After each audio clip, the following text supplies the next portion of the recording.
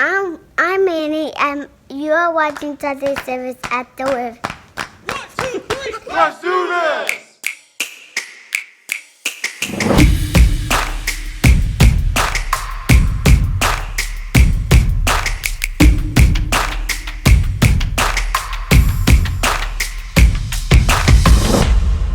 What's up, everybody? It's me, Joel. Thank you so much for watching the River Church service online today. I'm wearing a shirt made for me in Africa in honor of someone special that's going to be sharing with us today, Natalie Powell, our first missionary from the River Church. She's back from Africa, and she has a lot of stories to tell about how God was using her and the ministry there in Africa. So don't turn the video off. Not only that, we've got worship coming up, but if you're watching with us for the first time, check out our website at theriverdfw.com, okay? If you've got kids, we've got videos on there that you can worship with your kids too. We've got articles online that can encourage you. If you want to worship with us in your tithes and offerings, you can give at our website at theriverdfw.com. I'm excited. We're so excited to have Natalie back. I'm so blessed already by some of the things that I've heard that have been happening in Africa, and it's going to be a great day. So let's just worship and get excited about what Natalie has to share with us today. Let's worship.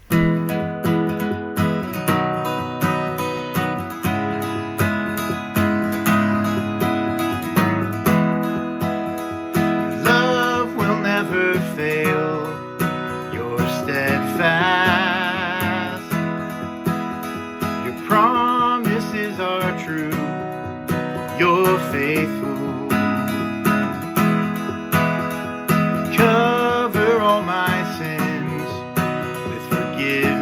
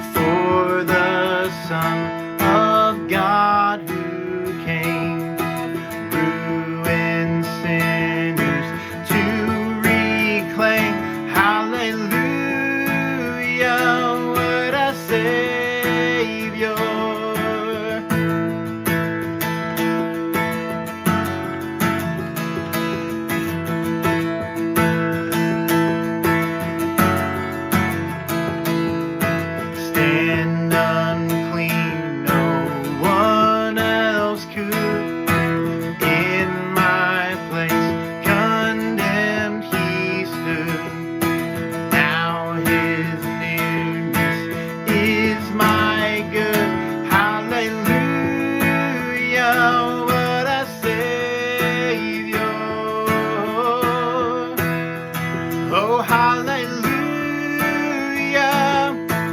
Praise to the one whose blood has pardoned me.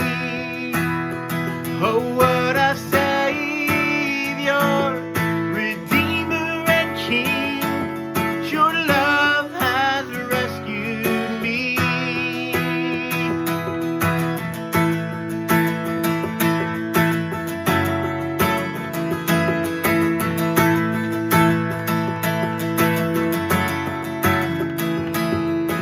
Lifted up was he to die. It is finished was his cry. Now in heaven he's lifted high. Hallelujah, what a Savior. When he comes, our glorious King, all his ransom home to bring, then anew this song will sing. Hallelujah, what a Savior. Hallelujah, what a Savior. Oh, hallelujah. Praise to the one whose blood has pardoned me. Oh, what a Savior, Redeemer and King. Your love has rescued me. Oh, hallelujah. Praise to the one whose blood has pardoned me. Oh, what a Savior, Redeemer and King. Your love has rescued me. Your love has rescued me. Your love has rescued me.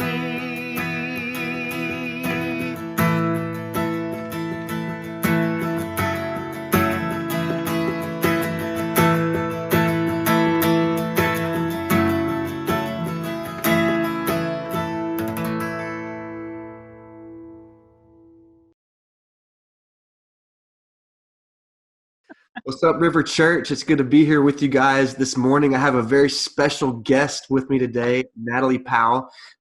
Before we get started, though, a few quick reminders. Don't forget about that communication card. Let us know how we can be praying for you, serving you, loving on you right now. If you're new here and you're watching maybe for the first time or you've been starting to watch, don't forget to fill out that communication card. Let us know how we can connect with you, maybe get you involved in an online community group. And just love on you and serve you. You know, if there's anything we can do for you, please let us know. All right, so enough of that. That's all housekeeping stuff. Let me introduce the legend, Natalie Powell. And so if you're not familiar with Natalie, she is a very important part of the River Church. She actually helped us get off the ground back in 2016. She helped us launch the River. And then God had laid for a long time on her heart the dream and desire to go to be a missionary in Africa, and we'll talk about what that looked like.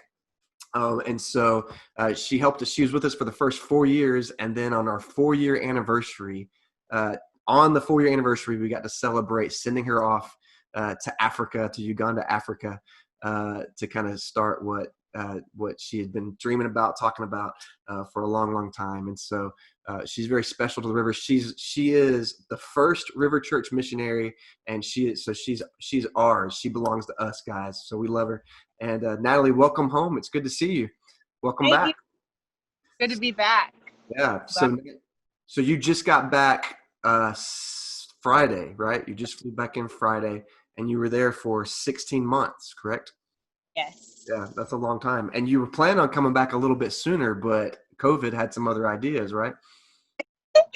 Yeah, I left 2 months after I was planning on leaving, after my plane ticket. So. Yeah, you had like you had your ticket and they canceled it, right? They told you, sorry, can't leave. Yes, actually, they just shut down all the airports. So they never even, I didn't get an email or phone call or anything saying that my ticket was canceled. I just looked on the airport's website and saw that the airport was shut down. Also, the airport in Uganda had shut down too. So no planes in or out. So I kind of knew, but never was official. It just didn't happen. I guess that's how they do it in Uganda. Like, no planes. Sorry, out of luck. That's funny.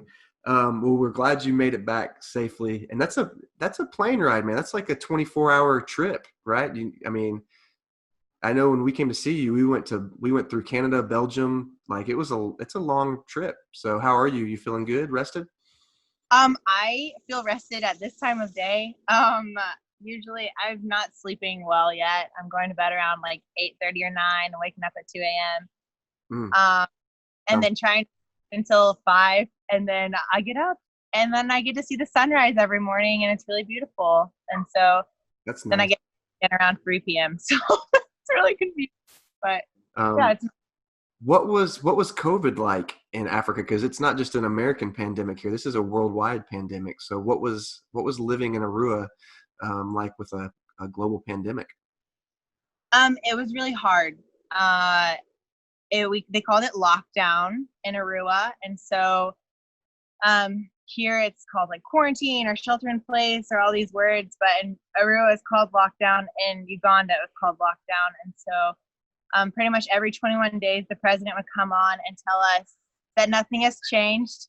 So basically that we were going to be locked down for another 21 days, and that was always really disheartening. But everything shut down, so public and private transport, nobody was allowed to drive cars anywhere unless they got an official letter from the government to drive. And that was basically, we had one because the people that I was living with were in charge of a ministry, and in case people needed to go to the hospital, then we had a way to get them there. And so that's the only reason that we had that. And then only one person could be in the car, or the 2 people. And then like the most they raised it to was 3 people in the car, and everyone had to be wearing a mask. And then everyone had to wear a mask everywhere. And if you didn't wear a mask, you could get arrested for attempted murder. Wow. Or beaten. One day we were walking down the road just on a walk, and this policeman was carrying his AK-47 in one hand and a beating stick in the other hand. And he was watching for people without masks. And so it was scary. I feel like that's an effective measure, though. I mean, everyone. I would absolutely. That would end the debate, right? That would end the debate. So we're not going political here, okay?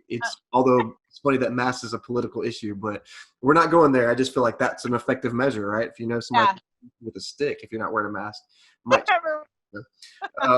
all right, so well, we're glad you're safe and back here in America. You're actually quarantining right now, so you're actually not even home yet. You're living like on a farm basically right now, and like in somebody's barn. Yeah, with the horse. Yeah, with the horse. Yeah, and so, but hey, we made it work, right? So let's dive in. Let's talk about a little bit more about Uganda. So number one. Tell our River Church family and anybody who might be watching today, what was daily life in Arua, Uganda like for you? So for you to understand daily life, maybe understand like a little bit of geography of Uganda. So Arua is in the northwest corner of Uganda. So it's 8-hour drive from the capital. And then it's close to the Democratic Republic of the Congo, which is where you might have heard Ebola is. And then also South Sudan, it's an hour and a half from South Sudan's border. So 45 minutes from the Congo border, an hour and a half from South Sudan border. And so we are considered a border town. It's a very small town up there. And it was really nice to not be in the hustle and bustle of the capital. And so daily life was really slow. I lived on a compound with a family of 10 people. And the compound was large, lived in the middle of the village. So there was huts all around us. But we were fenced in a compound, and we had a main house, which is where the family lived, and then a back house, which is like a boys' quarters type thing, which is where I lived, and then some teachers that came to teach the kids for the missionary family that I lived with. So the missionary family I lived with had 8 children in Uganda, and so 4 of which are teenagers, and they are awesome and take care of all the things and keep me entertained. And then there's 4 younger kids who 2 are adopted from Uganda, the youngest kids, and then 2 are adopted from Ukraine, and both of them have Down syndrome. Mm-hmm. So we were always laughing, always busy, and always telling someone to get their hands out of something. It sounds like an adventure, just living with the family, right? We had a blast. And then we also had chickens in our front yard and a cute dog and a garden. And so our life on the compound was fun and simple. So every day we just wake up to the roosters crowing and go inside, and Sid, the man of the household, he would make breakfast for everyone every morning, which was really kind of him.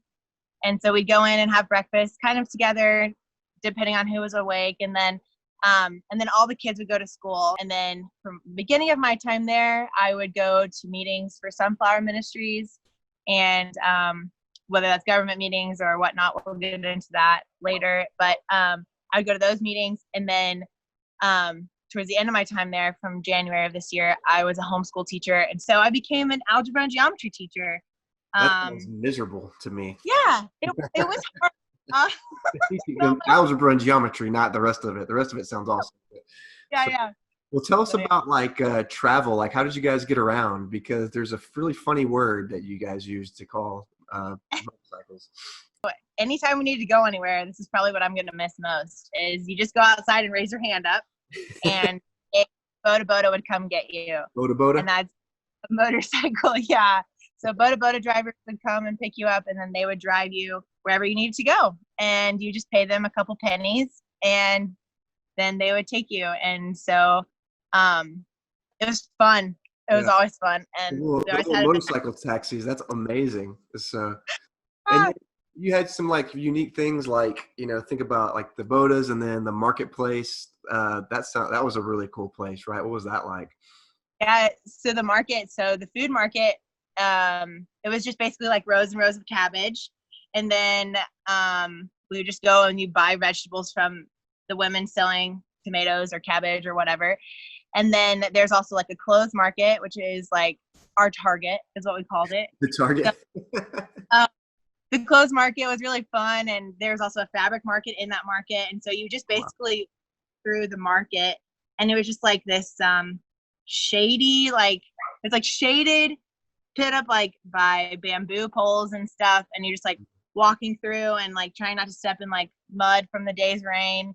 And there's just clothes hung up everywhere, and so you're going through clothes, and they're all from Goodwill. And so just that was always fun, always an adventure to go to the clothes market or the shoes market and just see what they had for the day. So that's really cool. That's awesome. Well, daily life in Africa sounded a little relaxing and nice. And every time we would FaceTime or Zoom chat, you would always be laying in a hammock underneath a tree. And I'm like, I'm doing something wrong here. I need to be where Natalie's at. So one of the best moments, if not the best moment of my 2019 was when Joel and Tyson and I got to fly out. So we got to take that 24-hour plane trip and come see you. And I remember we're landing on that red dirt road, totally different, landing a plane on just red dirt, and then getting off. That was so much fun. That tiny little plane that we were on, me and Joel were sitting next to each other, and it was raining, and there's water leaking in the plane, and we weren't built for it, man. I look over at Joel, and he's praying, and so that was an experience in of itself. But then just getting to come and see you for the first time was so cool. Walking down that dirt road and just seeing you at the end of the fence waiting for us was awesome. But while we were there, the kind of the two coolest things for me, the whole experience was amazing, but was number one, getting to see Sunflower Ministries, and number two, getting to go to Rhino Camp. And so tell us, which this is, I guess this is probably one of the most important things, but tell us about just Sunflower Ministries, what it was, how you were involved in, and just getting this amazing thing off the ground. I mean, like we were laughing the other day on the phone, and I was like, Natalie, like, you created something, or were a part of creating something amazing that, like, when you're up close to it, you don't really think much about it. But when you get far away, you're like, holy cow, I can't believe I got to do that. Yeah. So Sunflower Ministries, was the reason that I moved to Uganda. And when I moved over there, it was only a dream. And some people had told me about this dream of creating a ministry for kids with special needs in Arua, Uganda, and in a place where people don't see kids with special needs because they're locked away, and they're just only taken care of by their family. And that's a hope, is that they're being taken care of by their family. And so my background is in speech language pathology. So they asked me to come and help with therapy. And so I originally went, and I thought that was going to be like my main goal, was to help with therapy and help with the kids. But really, the best part of it was just visiting the kids and just seeing them and loving on them. We'd go into the village every day and just visit the kids. The team was me, Bree, who is from Australia, and it was her vision, Yep. and Hope, who was our social worker. And so Hope usually was Hope, from Uganda, right? yes, Hope is Ugandan, and she's amazing. And we would go and visit the kids. I usually go with Hope, and just go check on them and see them, and they would just bring so much joy and light to my day. These kids who no one ever looks at, no one ever sees, and they're still smiling, and they're just so happy to see someone, and for someone just to show them that they care.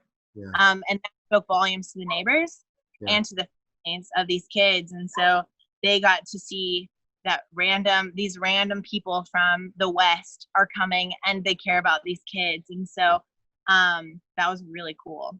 You guys, on one hand, you're walking through the villages, right? Like seeing kids. I mean, you're talking about like huts, like maybe some things people picture when they think of Africa, right? And you're walking through the villages, seeing kids, showing them that they have value, showing their families that they have value. But on the other hand, you're also working with the government. That's a big deal, right? So what was that like? Yeah. So while I was there, we met with probably over 50 government workers. Just people.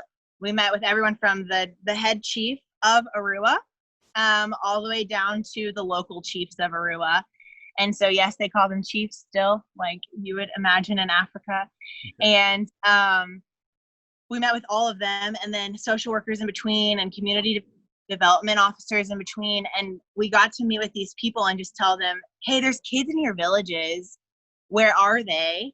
And bring them to us. We love them. And also just kind of showing them, like, we want to work alongside you. We're not coming in to bring any of our ideas, but just working with you. And so really talking up the government, and a lot of nonprofits don't come in and do that. And so they really respected us for that. And then because of that, we got really cool connections. And then we got really cool people wanting to be involved in the ministry that we were doing. So that was a dream for me. I used to walk into work thinking about going to Africa when I was working in Fort Worth. Yeah. And then to be in Africa, to be walking on the dirt road to a government office, that's what I had pictured when I had just dreamt of it when I was just bored in my mundane job. And so it's so cool to just like actually get to do that, and to get to be an advocate for these kids. That's amazing. Well, tell us, it's incredible. Tell us a little bit about some of the kids. Whenever we were there, we got to meet, like you walked me and Tyson and Joel through the villages, and we got to meet all these little kids that you guys were working with. And so I remember, I remember all of them really, but like, what were not your favorite or anything, but some kids that maybe stood out to you or you saw some big differences in your time working with them in their lives, So, cause we got to hear the stories, but tell the River. Yeah. So, there was one kid, and he struggled with seizures a lot. And so he would have a seizure, and then he'd be on the ground and rolling, and he would almost roll into the fire or roll into different dangerous situations. And then like he'd wake up and wander, just because his brain just wasn't fully developed there. And so he was a favorite. He was so cute, and he lived with his grandmother, and because a lot of times the parents don't want to take care of the kids, and so they're staying with either a random family member or a mom with the dad left because he blamed the mom, or living with the grandma because both parents don't want anything to do with the kid. So got to hang out with this kid, and we got to give him a mattress so that whenever he was having a seizure, he would be on the mattress. And so he wouldn't be rolling into the fire, rolling in the dirt. He'd be on the mattress. And so that was really cool. We also got to look at his medication and help and make sure that he's getting the right medication so that he is actually progressing and not regressing. Right. Yeah. So another one of the kids that we met, that we got to work with, he used to be really afraid of me because he had never seen someone with white skin before. And he would scream and cry every time Bree or I would walk up. And so I remember this. Sorry. Yeah. And y'all actually got to see him, and he was scared. But it took 6 months, and one day I just walked up and he was excited to see me, and he like out and grabbed my hand and was laughing, and like that was probably one of my best days in Arua, because it just proved that I put in the time and the relationship, and then like the barriers broke down, and he couldn't walk, but he was developmentally there, so he wanted to talk and wanted to read. And so we brought him like coloring books and like things to read and practice writing. And so and now with him, they got him some parallel bars, and like so he's practicing walking now. And so that's awesome. A lot of progression being made. So that's amazing. Well, cool. Yeah. Well, that's so cool. How is the Sunflower Ministries doing right now during the pandemic? I'm imagining that's making it harder right now, at least for them to be working. Yeah, it's definitely difficult right now. They're trying to figure out what the best way is to love on the families and the kids, because when things shut down, people don't have savings in Uganda. And so when things shut down, then people have no money. They have no way of getting food or anything. So Sunflower Ministries has really focused on getting the kids food and providing them with like simple things like beans and sugar and soap, and just things that like are good sources of protein or easy ways for hygiene. And so getting them those basic necessities. And so they're visiting the kids, but like, you know, really trying to be distanced and really not want to spread anything, because it is in the communities in Arua. So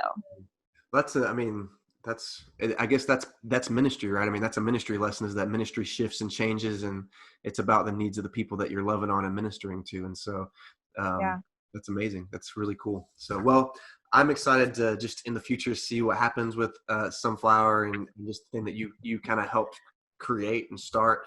And my hope is that maybe one day we'll all get to go out and go get to see. Maybe we'll take a River Church trip to Arua and get to see everything that's been going on there. So, secondly, another really cool thing that we got to see while we were there with you was Rhino Camp. And so that was something, I know that's not really something that you went there for, but you got to be a part of it. Tell us a little bit about what it was. And it was a refugee camp, but you know, why? Like, just tell us a little bit about it. So Arua, like I said, is right below South Sudan. And I don't know if everybody, South Sudan had a coup in, I think it was 2016. And it just became a war zone, just not a safe place for anyone to live. And so refugees flooded out, and Uganda became just a holding place for them. And so Rhino Camp is home to, I think, 400,000 refugees. And it's just a really big camp, but we would go to church in the smaller area of it.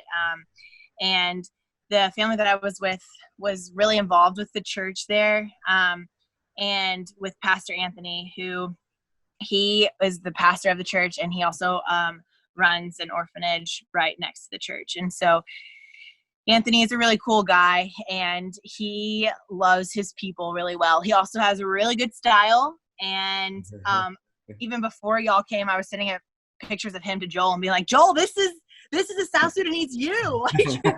Well, it was funny. It was funny because he gave Joel his watch while they were there, and so we were like, "That's a funny connection." Yes, he always reminded me of Joel, and so it's so cool for them to bond, and just for me that. And Anthony was cool. He's missing all of these teeth, and that's not why he reminded you of Joel, though, right? No, but he just he's missing those teeth, but he has the biggest smile that you've ever seen. And he also has one of the saddest stories I've ever heard. One day I went out and we were helping garden. The guys went out and started digging sweet potatoes, or making, I don't know, a garden for sweet potatoes.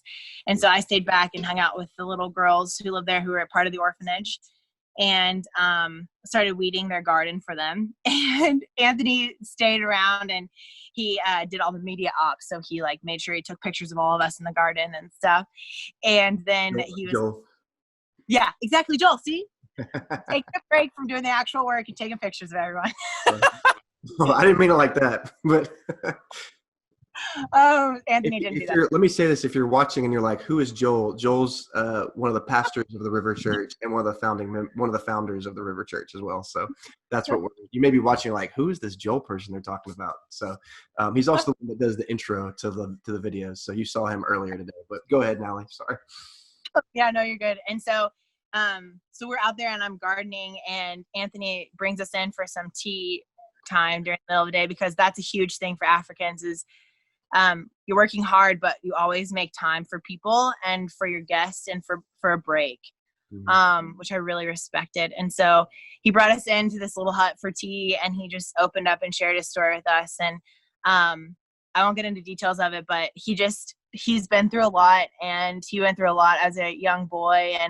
And for him to now be pastoring a church and taking care of kids from his home nation is just a really beautiful thing. He actually came back to the refugee camp, he wasn't there, and then God called him back. And so that is his mission field now. And so not everyone's stuck in the refugee camps, but they are there to love people and to love their people. And that just spoke volumes to me always. Yeah, some people are choosing to be there because they want to make a difference.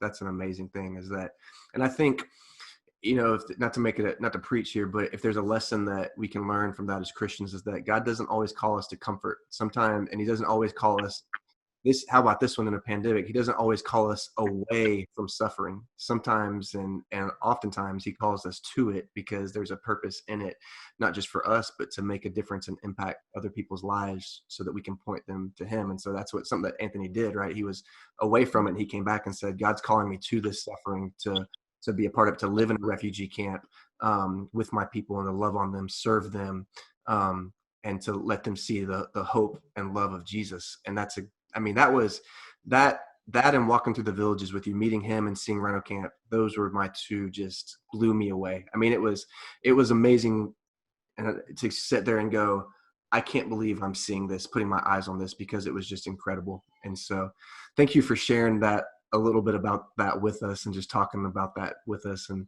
we'll wrap up here in a second. But before we do, tell us maybe if there's a top 3 or top 5, however you want to do it, but maybe some things that God showed you or taught you while you're in Africa that, as you've been reflecting on, are really just speaking up or showing you right now.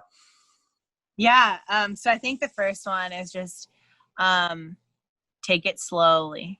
Life doesn't have to be in such a hurry all the time. And I see a lot of you learning that right now during quarantine, and I think it's valuable lessons. Yeah. Really easy to get caught up in the hurry. But I believe that hurrying is a social construct, and that being busy is, because people in Africa are available. Yeah. And that spoke volumes to me. It's just if you go by someone's house, they're going to be there. Mm-hmm. But if they're Ugandan or if they're a missionary, everyone's always around. And that doesn't mean they're not doing work. It means that is their work, is to be available and to move slowly, and to not get so caught up in the busyness of things that they miss out on what God has for them in the moment. And so slow down, and you're not going to miss out on something just because you're moving slowly. It's a huge thing for me. And maybe you're missing out because you're moving so fast. Yes. And then make a plan, but detach from the outcome. And so Africa, we never had anything that was set in stone because it just couldn't be set in stone. And so here, I feel like everyone's like lost a lot of control, and that's hard. And so, but if you make a plan, because we have to have a plan, we have to have something that's coming, which is really a good thing, but detach from the outcome. And so don't try and control everything all the time, because we can't control what we can't control. And so that's a huge thing for me. Yeah, I remember we'd FaceTime. I'd be like, "Hey, you want to do a chat today and catch up?" And you're like, "Sure, the internet's or the power's out. Sorry, can't." You know. Yeah. Or we wouldn't have water for a day, or we Right. wouldn't. Yeah. Can't always depend on things there. Yeah, and I would say the last thing would just be don't hold on too tight to things. And so here, I think like a lot of my identity was wrapped around how busy I was and how much stuff I had and what I was doing. And so in that, I was really attached to all my things. So if something would break, then it would ruin my day. Or if I would lose something, then it would really stress me out. I have so much anxiety about it. But in reality, like that's not the end of the world. And so just like, I think I've gotten a bigger perspective on things. And then from that, the things that I have are just, they hold less weight. And relationships hold a lot more weight. And so make time for people. And if someone breaks something, it's okay. Even if they break something really expensive, it's okay. And so I think that was a huge thing for me, is just don't make too big of a deal about things that aren't really a big deal. Nothing's as big as it seems. So Cool. Well, that's some cool things to hear God teaching you in that time. And I think that's probably good for all of us to learn some of that. Well, before we get out of here and you can go back to quarantining yourself and tell us, we've kind of alluded to this, but like you helped the river get off the ground, right? You helped us launch the River Church after you told me you never would, by the way, but you were wrong. First time we met, Natalie was like, "No, I can't be a part of this. Sorry, I'm going to Africa." And then, but then she did. And then we got to help send her to Africa. So it's just pretty cool to see how God works. But then you went to Africa, helped Sunflower Ministries get off the ground. You seem like somebody who enjoys starting things and getting really amazing things off the ground. So what's next for Nat and the Nations? What's next for Natalie? Yeah, I do love starting things. I love taking someone's idea and then making it into something.